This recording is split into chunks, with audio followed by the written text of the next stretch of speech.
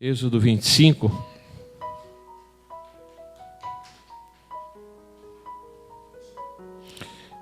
Êxodo 25.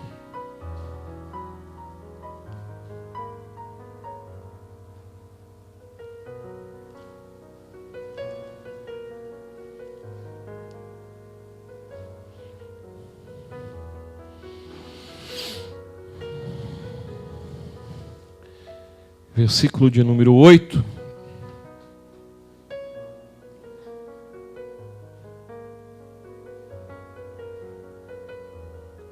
Glória a Deus.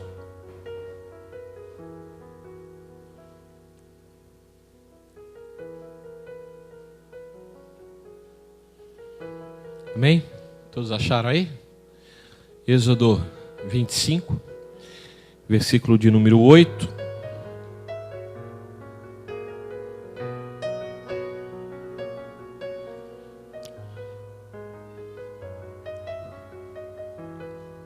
O tema da nossa pregação essa noite é a importância de sermos o templo. Amém? Então no início, em Êxodo, quando Deus fala a Moisés, ele diz assim: eles me farão um santuário para que eu habite no meio deles. E fareis conforme tudo o que eu te mostrar, como modelo do tabernáculo e de todos os seus utensílios. Vamos orar em nome de Jesus? Senhor, aqui está a Tua palavra, que ela venha de encontro aos nossos corações, que ela nos ministre, que ela, Senhor, fale o profundo do nosso coração, e possamos sair daqui, Senhor, cientes da importância do templo do Senhor. Então, Pai, que o Senhor venha aquietar o nosso coração nesse momento, e que o Senhor venha falar de forma poderosa aos nossos corações e às nossas vidas, em o nome de Jesus. Amém. Amém, amados? Então a gente vê que Deus, Ele institui que o povo construísse um lugar onde eles teriam comunhão com Deus, apesar que a palavra do Senhor diz que Deus ele não habita em templos feitos por mão dos homens. Na realidade, quando eles fizeram ali o tabernáculo, ou aquela tenda no meio da congregação, era apenas um simbolismo em que Deus estava no meio do povo. E quando Moisés ia ali falar com Deus, a Bíblia fala que uma nuvem descia sobre o tabernáculo, né, demonstrando que Deus estava ali falando com Moisés. Mas na realidade, ali era um lugar em que o homem sabia que Deus estava com eles. O tabernáculo ele ficava no centro do acampamento dos hebreus. E o interessante é que a disposição do acampamento era como uma cruz. Era o templo, o tabernáculo no meio e as tribos distribuídas, né, de forma vertical e horizontal. E essas tribos, se você for olhar a disposição, você vai ver uma cruz. Então a gente vê, amado, que a presença de Deus no meio do povo dele era um motivo de redenção a eles. Por quê? Porque eles viveram 430 anos no Egito como escravos, e com certeza tudo que os seus antepassados haviam aprendido foi diluído em meio a eles, porque eles se adaptaram à cultura egípcia, e com certeza talvez ali ao que eles serviam. E tanto que Deus teve que ensiná-los tudo novamente. A Bíblia nos mostra que o povo padeceu no deserto. Só uma nova geração que se levantou no deserto entrou na terra ao qual Deus tinha prometido. Por quê? Porque a geração que saiu com Moisés do Egito, o coração deles estava corrompido. Então eles não conseguiam entender as coisas de Deus. Quando há muita humanidade, irmão, nós somos humanos, mas quando há pensamentos humanos demais dentro do nosso coração, a gente não consegue entender as coisas de Deus. Porque a Bíblia fala que a pessoa natural, ela não consegue entender as coisas de Deus. O ser humano por si só, ele não consegue entender as coisas de Deus. Então a Bíblia nos mostra que ali no deserto ficou ali a geração que saiu do Egito. E a geração que sucedeu foi a geração que entrou na terra prometida. Era a geração que foi sendo trabalhada, foi sendo forjada no deserto. E Deus, ele estava ali com eles, demonstrava que estava com eles. E o tabernáculo, que era uma tenda, onde todos os seus utensílios e tudo, há um simbolismo. Eu não vou falar sobre isso hoje, mas tudo que tinha no tabernáculo tinha um simbolismo, simbolizava algo, para que as pessoas aprendessem, elas pudessem ver Deus. Deus, ele colocou tudo ali para que as pessoas pudessem identificá-lo, as formas, aquilo que ele queria. Deus era o provedor de todas as coisas. Aleluia. E dentro desse primeiro tabernáculo, o primeiro tabernáculo, por quê? Ele era uma tenda. Tabernáculo quer dizer tenda. Então ele não era um templo edificado, ele era uma tenda. Então havia uma disposição ali dentro daquele lugar. Em primeiro lugar era o pátio, onde o povo entrava e onde eram feitos os holocaustos, os sacrifícios.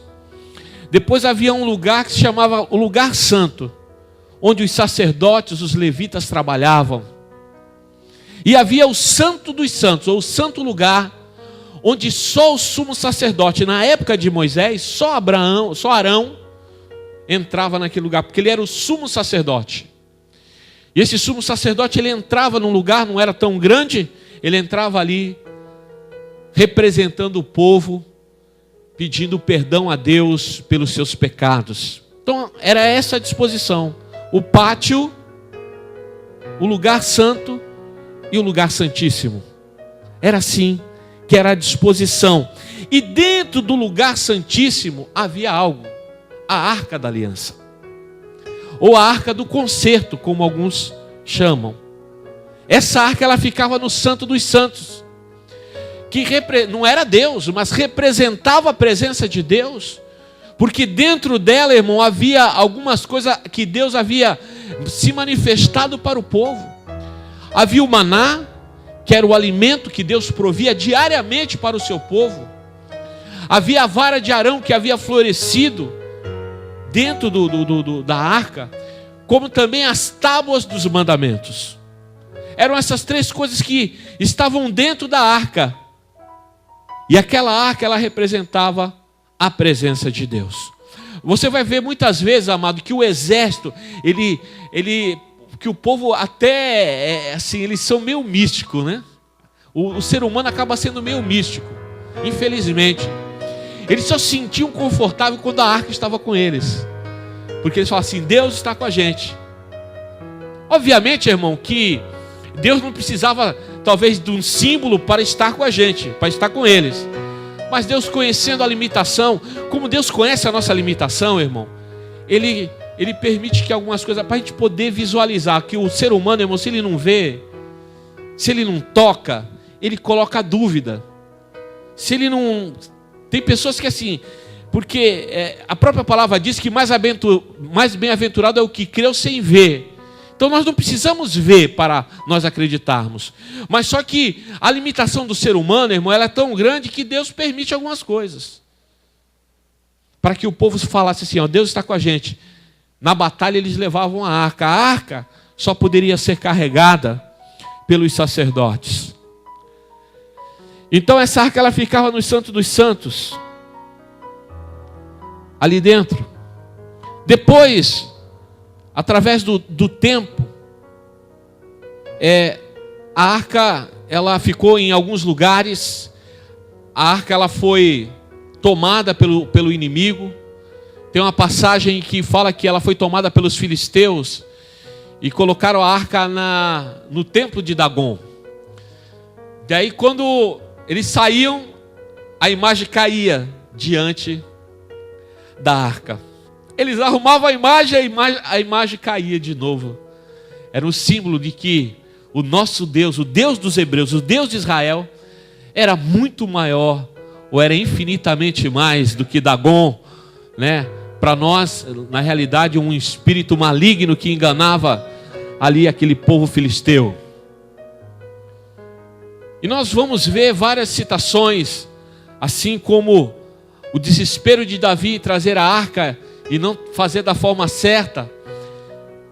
E andar na presença de Deus, irmão, tem que andar da forma certa, não dá para andar de qualquer jeito. E a palavra mostra que eles foram carregar a arca e o carro de boi deu uma balançada e a arca balançou e alguns homens do lado seguraram a arca e eles não eram sacerdotes. E eles morreram fulminados naquele lugar. Porque Deus havia falado que só os sacerdotes poderiam carregar a arca. Davi se sentiu culpado por aquilo e deixou a arca na casa de Obed-edom. E ali ela ficou durante, se eu não me falha a minha memória, 13 meses. E durante 13 meses, aquele homem foi muito abençoado, não só ele, mas toda a sua família que estava ali. Porque onde a presença de Deus está, irmão, a bênção do Senhor está também. E ali Obed-edom foi abençoado com a presença da arca que representava a Deus.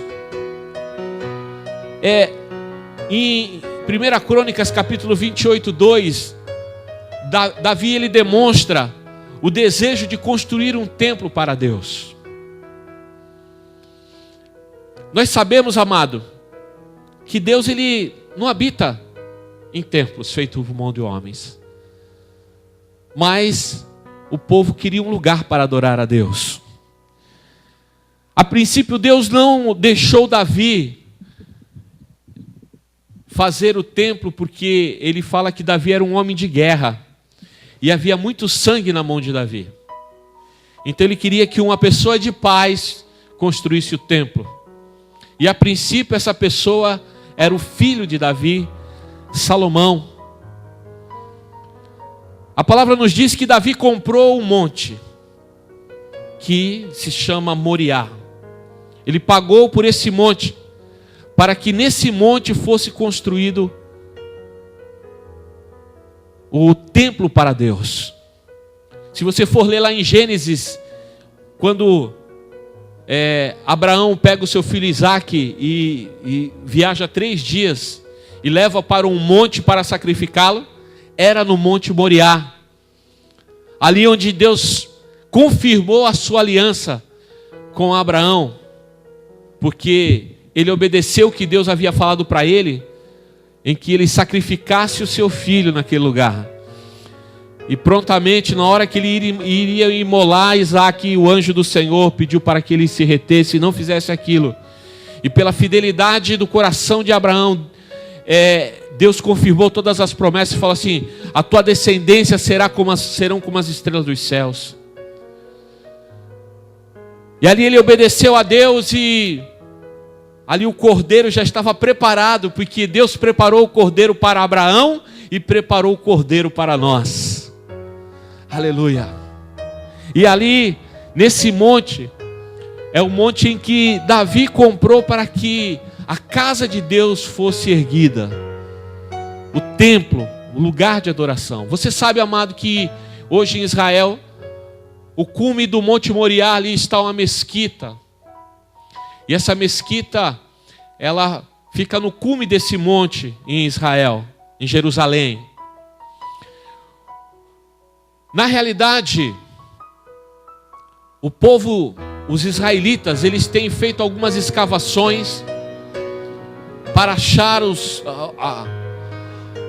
provas arqueológicas do templo de Salomão naquele lugar. E o povo árabe, ele luta com unhas e dentes para que isso não aconteça. Eles estão criando abaixo da mesquita um lugar para 250 mil pessoas adorarem a Alá. Só que o sinal, irmão, da vinda de Jesus vai ser na reconstrução do templo.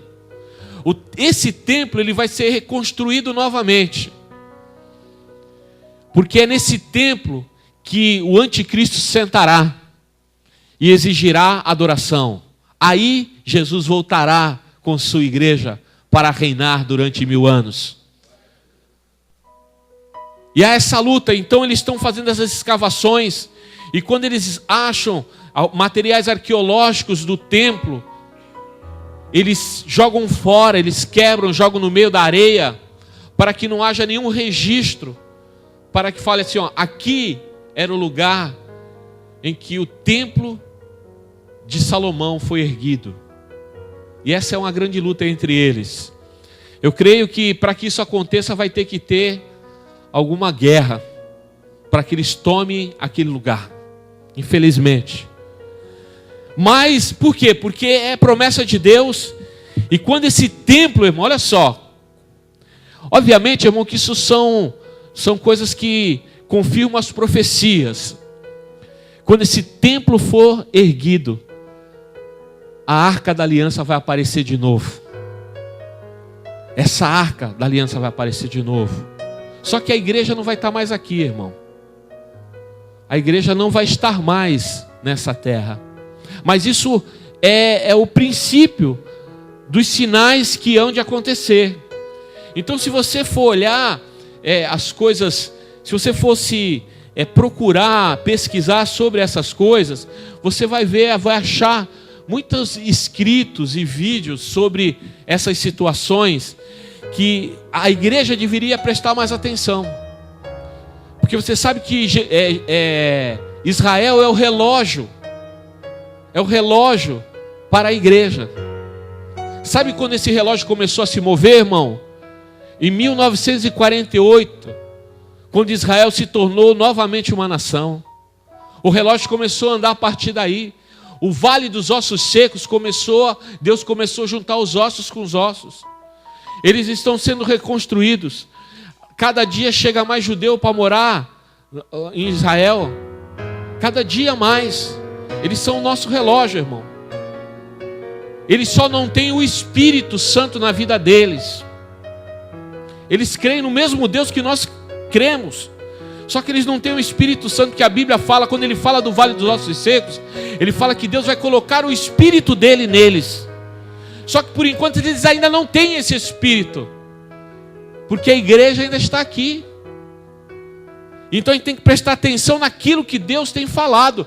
Por isso, irmão, nós não é conversa para botar medo em ninguém, mas nós temos que começar a buscar uma vida com Deus. Nós não sabemos o dia nem a hora. Ali Salomão construiu o templo ali no Monte Moriá, com o que havia de melhor ele construiu. Deus havia dado sabedoria a ele e colocado homens, inspirado homens talentosos, artistas, para construir o templo. E o que nos chama mais atenção, amado, que quando Salomão orou, quando ele foi inaugurar aquele lugar, quando ele orou, a Bíblia fala que a Shekinah, ou a presença de Deus, encheu aquele lugar. Aquele lugar ficou cheio da presença de Deus. Era Deus falando assim, ó, apesar de eu não habitar, se Deus habitasse num templo, Deus seria um Deus limitado. Mas ele visitava o templo. Ele ia até o templo. E diz que aquela Shekinah entrou dentro do templo e aquelas pessoas puderam contemplar pelo menos uma fração da glória do nosso Deus. Diz que houve uma grande comoção. A presença de Deus manifesta naquele lugar. Aleluia. Só que, infelizmente, amado, o ser humano ele quer fazer as coisas conforme a sua vontade. E a Bíblia nos diz que quando o tempo foi passando e na realidade a sabedoria de Salomão o levou para a reprovação de Deus. A Bíblia fala que ele adquiriu muitas mulheres, e essas mulheres influenciaram em sua vida, ao ponto dele construir templos para adoração de deuses pagãos. Para todas as mulheres que eram de nações diferentes do povo hebreu, do povo de Israel, ele fez um templo para que elas adorassem ao seu Deus, ao ponto dele construir, eu sempre enfatizo isso, um templo a Moloque, que é um Deus que exigia o sacrifício de crianças. Então Salomão, na sua reta final, ele fez coisas abomináveis a Deus, coisas que entristeceram o coração de Deus. E Deus falou a ele: olha, eu não vou dividir o seu reinado por amor ao meu servo Davi, mas quando ele morrer eu vou dividir o reino em dois, e uma parte do reino será entregue para o filho do servo do teu pai. Uma parte ficará com o teu filho, a outra será entregue para o filho do servo do teu pai. E a Bíblia fala que quando Davi morreu, um homem chamado Jeroboão, ele se levantou contra aquilo que o rei, até então Roboão, filho de Salomão, havia instituído. E ele foi conversar com ele, e a princípio eles tiveram um diálogo amistoso, mas quando ele foi conversar com seus conselheiros deram conselhos contrários, e a Bíblia fala que ele falou assim, que se o meu pai impôs impostos sobre vocês, eu vou colocar muito mais ainda. Aí houve uma grande revolta, e o reino foi dividido. 10 tribos ficaram para o norte, e 2 tribos ficaram para o sul. Na tribo do sul ficou reinando Roboão, e na tribo do norte ficou reinando Jeroboão, onde a capital do norte foi Samaria, e a capital do sul foi Jerusalém. Havia uma briga muito grande entre eles, que eles falavam assim: onde que é o verdadeiro lugar de adoração? É no Monte Moriá ou no Monte Gerizim? Então até hoje, irmão, há samaritanos que adoram a Deus, eles não eles não dizem que são judeus, mas eles adoram a Deus no Monte Gerizim. Até o dia de hoje existem adoradores. Só que para o povo de Israel, o lugar era o Monte Moriá. Ou seja, para o povo judeu, né, era no Monte Moriá, onde foi a primeira construção, onde foi o lugar onde Abraão firmou a sua aliança com Deus, onde Davi comprou, se eu não me engano, Jabal, o lugar para construir o templo, e ali era o lugar.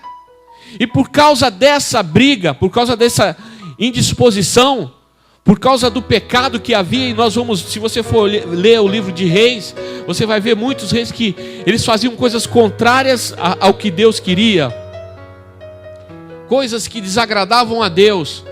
Então por isso Deus levantou um povo para escravizar o seu povo. E a palavra do Senhor diz que o povo da Babilônia, os babilônicos, eles invadiram Israel, invadiram Jerusalém, Judá, e destruíram tudo.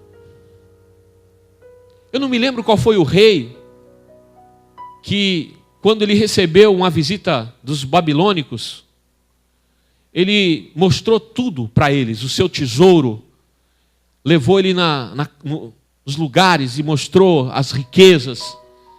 E o profeta falou assim para eles, falou para o rei, eu não lembro, se alguém lembrar o nome do rei pode falar, Ezequias.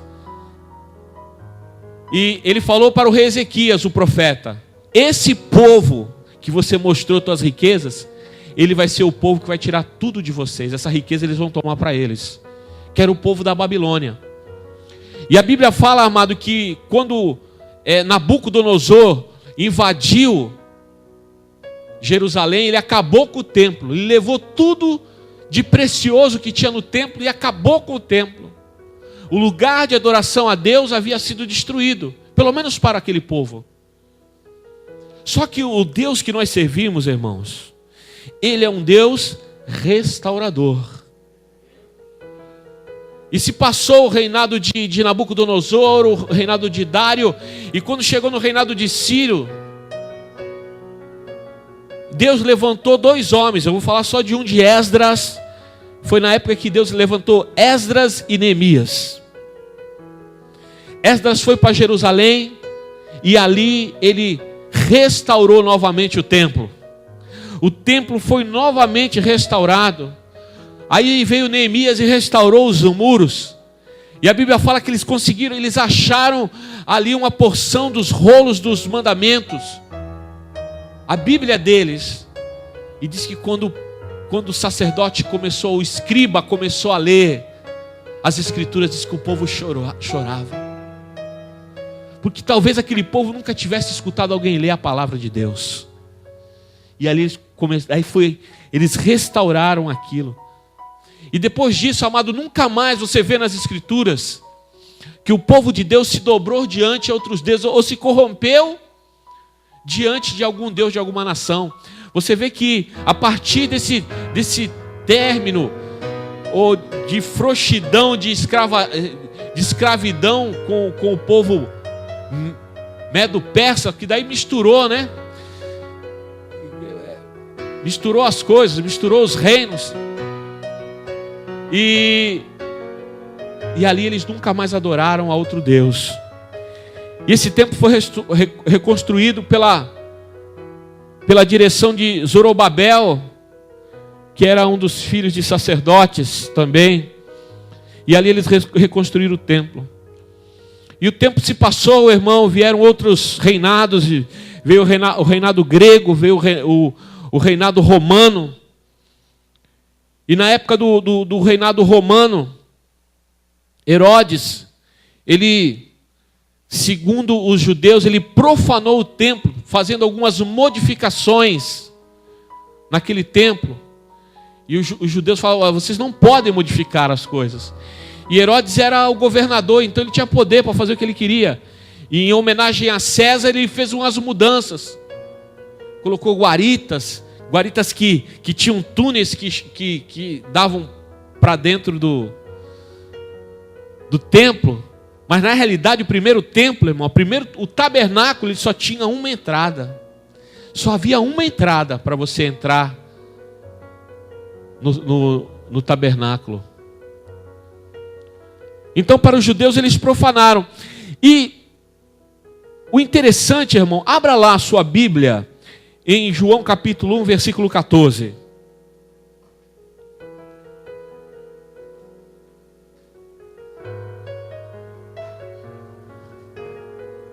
João capítulo 1, versículo 14.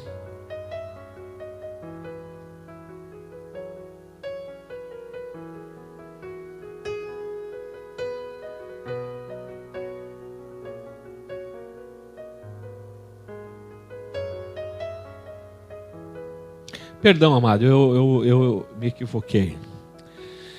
É Lucas capítulo 19. Lucas capítulo 19, versículo 41 ao 44. Esse templo da época de Roma era o templo onde Jesus pregou, o templo onde Jesus passou. Só que no momento da história, Jesus, ele mostra algo. Versículo de número 41. E quando se aproximou e viu a cidade, chorou por ela. E disse: se tu conhecesses, ao menos nesse dia, o que te poderia trazer a paz. Mas agora está encoberto aos teus olhos. Porque te sobrevirão dias em que os teus inimigos haverão de cercar de trincheiras, de sitiar e de tocar por todos os lados, de te atacar por todos os lados, e te derrubarão a ti e aos teus filhos que dentro de ti estiverem, e não deixarão em ti pedra sobre pedra, pois não reconheceste o tempo em que foste visitada. Então Jerusalém, ou seja, o povo não havia reconhecido o quê? A visita de Jesus, a visitação de Deus para a vida deles. E Jesus, quando ele estava no cume do monte, ele olha para Jerusalém e ele começa a chorar. Porque naquele momento ele começa a ver o que iria acontecer no ano 70, depois de Cristo, em que o general Tito, ele sitiou a Jerusalém. E o povo judeu, um povo duro de coração, não quis se render. A Bíblia não, mas a história diz que esse general ele invadiu Jerusalém e não deixou pedra sobre pedra, irmão. Diz que as pessoas pisavam em poças de sangue nas ruas da cidade. Para você ter uma ideia, eles destruíram tudo ao ponto de até hoje só existir uma parede do templo, que é considerado, é chamado como o Muro das Lamentações. Se você olhar, o Muro das Lamentações é uma parede, a única parede que sobrou do templo. E é naquele lugar onde o povo judeu ora, onde eles fazem as suas orações, porque foi o único lugar que sobrou do templo, irmão. Porque destruiu tudo, acabou com a cidade. Esse general acabou com tudo, esse general acabou virando César também. Ele acabou virando imperador. Segundo a história, diz que ele era um cara muito mau. Para ele, cristão bom era cristão morto. E ele acabou com tudo, irmão. Então o lugar de adoração de Deus, a visão do homem havia acabado. Por quê? Porque as coisas que são feitas pelas mãos dos homens, elas acabam sendo imperfeitas. Deus tinha algo perfeito para a sua igreja. Deus tem algo perfeito para o seu povo. O templo foi destruído, irmão, acabou tudo. Só que você começando a olhar a história de Jesus, ele começa a mostrar novas coisas para a igreja ou para o povo, porque ele começou pregando para o judeu. Ele pregava para o judeu, irmão. Depois, obviamente que quando Paulo entra na história, aí ele começa a evangelizar os gentios. Por isso que a Bíblia fala que os últimos serão os primeiros. Aqueles que estavam afastados, que não conheciam a Deus, que não tinham nenhum temor a Deus, de repente Deus, com a sua misericórdia, mostrou para o seu povo escolhido, ao qual tinha tanta experiência com ele. De repente fala assim: olha, vocês não atentaram para o tempo da visitação de vocês. Deus levantou um novo povo, que somos nós. Aleluia. Deus não esqueceu do povo dele. Um dia Deus vai resgatar o povo judeu novamente. Mas no momento nós vivemos a era dos gentios, né? Da igreja gentílica, aquela que estava longe, estava afastada, mas Deus, através dos seus apóstolos e através da sua misericórdia, nos alcançou. E ele criou o novo templo, que não são essas quatro paredes, não é um templo feito por mãos humanas. Eu gostaria de ler um versículo em João 1,14. Eu anotei aqui, eu não estou entendendo a minha letra, mas eu vou ler ela aqui para ver o que é que eu não entendo o que eu escrevi. Meu Deus. Amém. Agora eu me lembro. Lá em João, no capítulo 1, versículo 14, fala assim: e o verbo se fez carne e habitou entre nós, pleno de graça e de verdade, e vimos a sua glória, como a glória do unigênito do Pai. Amém? A palavra original dessa expressão aqui, desse habitou entre nós, a palavra tabernaculou entre nós. Ele tabernaculou entre nós. E se nós formos trazer à memória o que significava o tabernáculo, irmão, significava a adoração a Deus, a presença de Deus, a comunhão com Deus. Então a gente começa a entender, irmão, que esse novo tempo em que Deus preparou para o seu povo, ele se constitui na realidade de uma outra forma, mas com a mesma essência. Então Deus, ele não perde a essência. Tem crente que perde a essência, irmão. Tem crente que começa a fazer as coisas direitinho, daqui a pouquinho começa a fazer as coisas tudo erradinha de novo. Perde a essência. Deus não. Deus, ele tem a essência dele, ele jamais vai perder a essência. Então Jesus veio, irmão. E Jesus, ele honrou ao templo, que quando ele entrou no templo, que estavam vendendo no pátio coisas, ele foi, chutou as mesas e brigou ali em relação àquela atitude daqueles homens. Ele não aprovou a atitude deles. Talvez hoje ele não aprovasse a atitude de muitas pessoas. E ali a gente começa a ver que Jesus traz uma nova visão, mas com a mesma essência. Ele tabernaculou entre nós. Aí ele começa a trabalhar na vida dos seus discípulos, na vida dos apóstolos. E lá em 1 Coríntios capítulo 6, versículo 19, Paulo diz: você não sabe que você é o templo de Deus? Paulo, ele muda todo o foco da construção, da edificação, da tenda, dos muros erguidos, e fala assim: hoje o templo não são as paredes, mas o templo é você. Ele traz o templo numa realidade individual para cada um de nós. Ou seja, Jesus, ele quer tabernacular conosco, porque nós somos o templo. Nós somos o templo do Espírito de Deus, porque quem opera na igreja é o Espírito Santo de Deus. E eu gostaria de falar de algumas características do templo. Algumas coisas, nós não vamos falar dos utensílios, mas da característica do templo. Como que o templo era, o que a gente pode... Porque nós somos o templo hoje. Então nós temos que trazer a essência para as nossas vidas. Então o que acontece, amado? O templo só tinha uma porta. E hoje o templo só tem uma porta, que é Jesus. Jesus é a porta. Não tem por outro lugar para onde a gente entrar, irmão.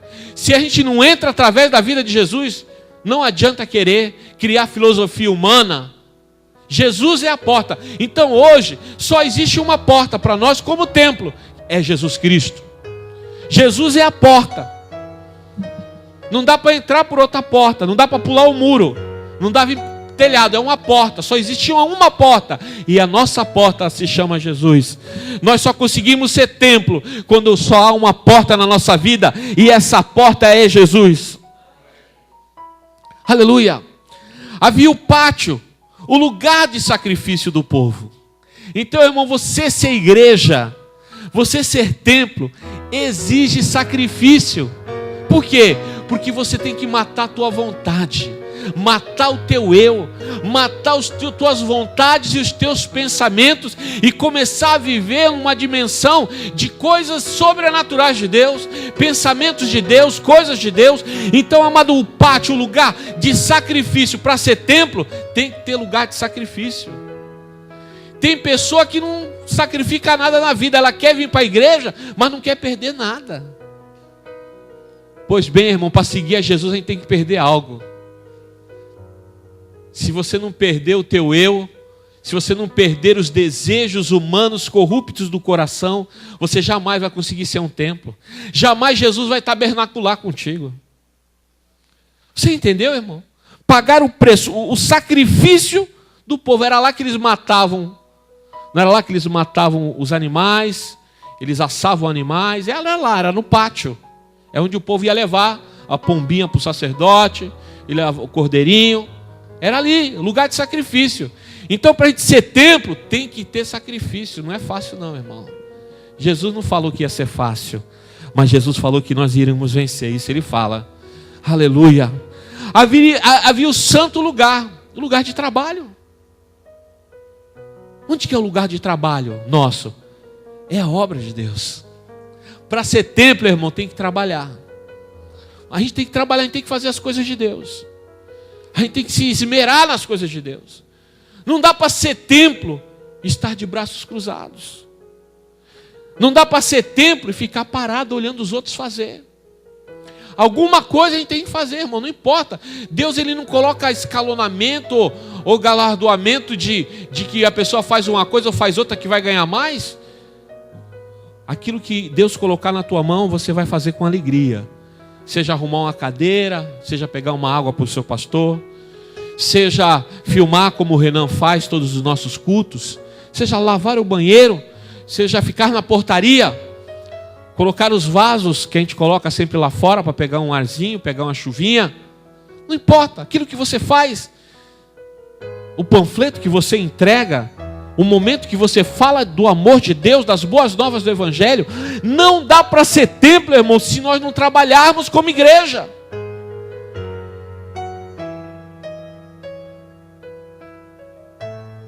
E a outra coisa que havia no templo, um lugar santíssimo, que demonstra a comunhão com Deus.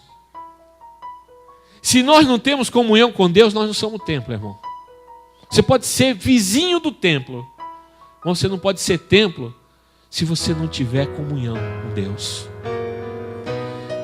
Eu nunca oro, eu nunca leio a Bíblia, eu nunca jejuo, eu vou no culto quarta-feira, vou no domingo. Quando eu vou no domingo. A comunhão de algumas pessoas se resume aí para a igreja num dia na semana. Só que a comunhão com Deus é muito além do que isso aqui, irmão. A comunhão com Deus é algo diário. É algo em que eu faço todo dia, onde eu me esmero toda hora, onde, sabe, o meu testemunho demonstra a minha comunhão com Deus. Aquilo que eu faço demonstra a minha vida que eu tenho com Jesus. É toda hora, é todo momento. Não é só ser cristão algum momento, é todo momento. Não, porque todo momento Deus é Deus. Deus não deixa de ser Deus, irmão. Deus, ele é sempre Deus, todos os momentos. Então nós, como templo, temos que ser fiéis todo momento. Não é só em alguns momentos. Então, amado, essas características, uma porta, Jesus, um pátio, sacrifício. Olha, irmão, olha, se tu não sacrificar, não tem, é sacrifício. Trabalho. Os levitas, os sacerdotes trabalhavam no santo lugar. Ali onde estava o candelabro, onde estava a mesa dos pães asmos. Ali é o lugar da oração, dos louvores. E depois havia o lugar de comunhão pessoal com Deus. Sabe o que falta muitas vezes na gente, irmão? Essa comunhão, sabe, íntima, pessoal com o nosso Deus. Não só como filosofia, ou nem só como aprendizado que eu li, mas sim como relacionamento.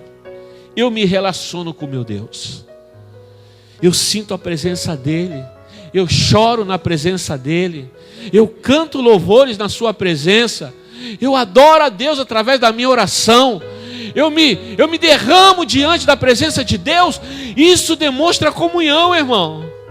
Se eu chego na minha casa e eu já ligo a televisão e já fico olhando até dormir algum programa, e quando eu me deito eu falo, Deus, obrigado por esse dia. Você acha que isso demonstra comunhão? Comunhão é muito além do que isso, irmão. Comunhão é você conhecer. Comunhão é você andar lado a lado. Comunhão é você ter intimidade, contar as tuas intimidades. É você contar aquilo que está te afligindo, aquilo que está ficando peso na tua vida.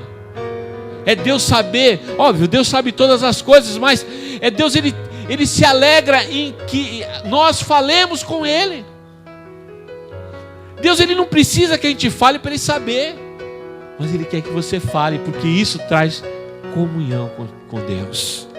Aleluia. E dentro dessa comunhão, e dentro desse santo dos santos, desse lugar de presença de Deus, havia algo. Havia a arca. Só que dentro da arca, irmão, existia 3 elementos. Esses elementos, mas se você for estudar, o pessoal dá outra conotação. Eu estou dando uma conotação que eu acho. Isso aqui é coisa minha, tá, irmão? Se você quiser aceitar, você aceita. Se você não quiser aceitar, amém, sem problema nenhum.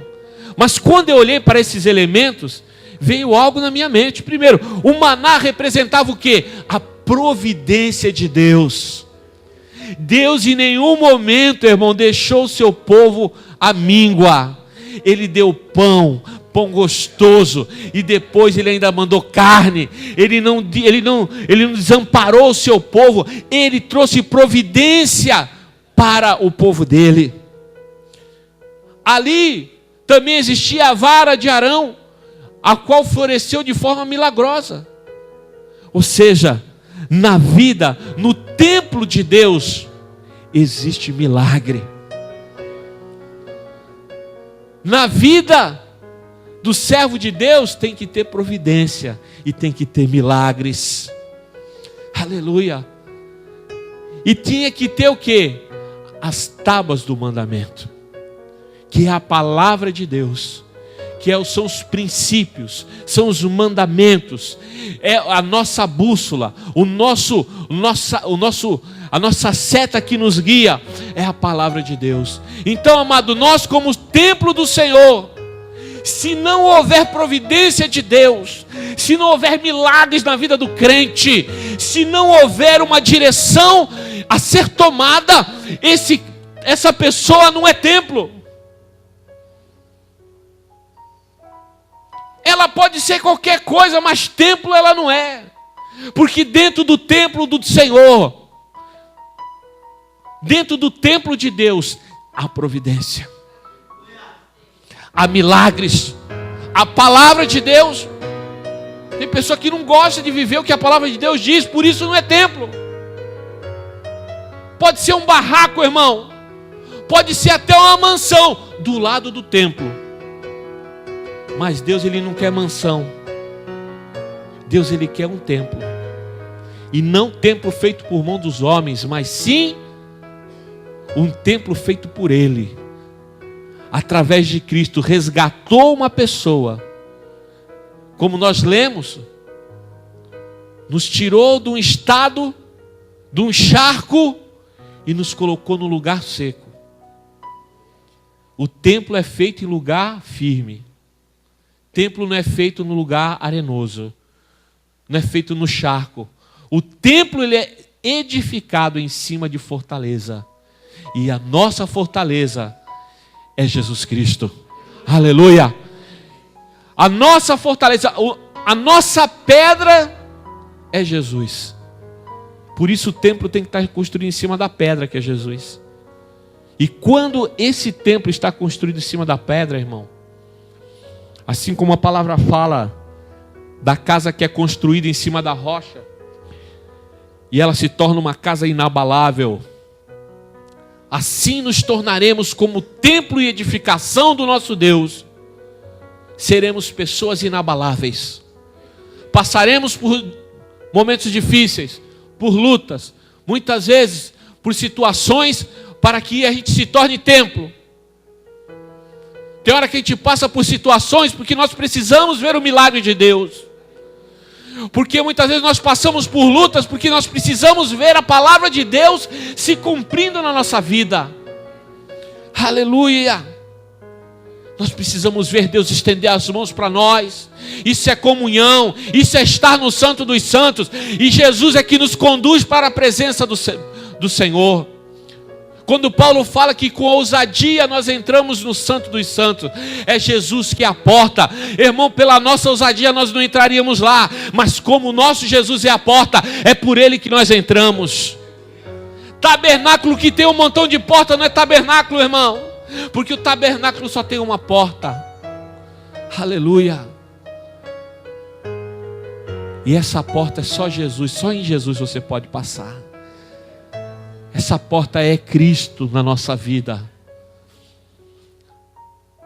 Muitas vezes nós só contemplamos as coisas de Deus e não vivemos as coisas de Deus.